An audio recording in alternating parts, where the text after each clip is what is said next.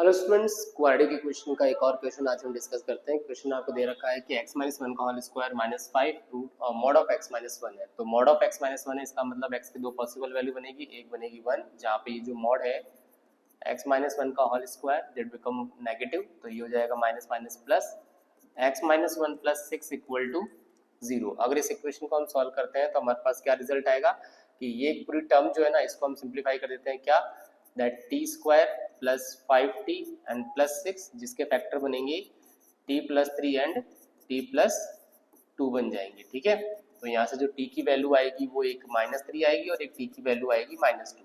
अब हमने t को x - 1 कंसीडर किया है, तो दोनों की जगह पुट कर देते हैं। तो x की जो वैल्यू मिलेगी वो मिलेगी -2 और यहाँ से जो x की वैल्यू मिलेगी वो मिलेगी -1। अब हमने बोला है कि x की वैल्यू 1 से छोटी होनी चाहिए, इसका मतलब ये जो दोनों पॉसिबल वैल्यू है वो उससे छोटी आ रही है, इसका मतलब ये आपकी इक्वेशन सेटिस्फाई कर रही है। सेकंड जो केस ले रहे हैं उसमें x की वैल्यू 1 या 1 से बड़ी होती है, तब जो आपका इक्वेशन है x - 1 का होल स्क्वायर -5 - x - 1 + 6 = 0। इसको भी अगर हम सिंप्लीफाई करें तो हमारे पास में यहाँ x - 1 की जो वैल्यू आएगी वो 2 आएगी, एक +3 आएगी और एक x - 1 की वैल्यू +2 आएगी।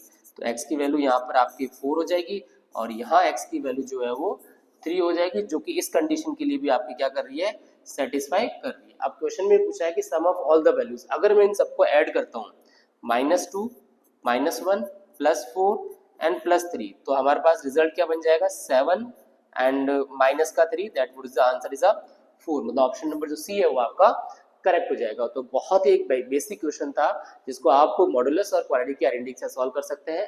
Thank you so much.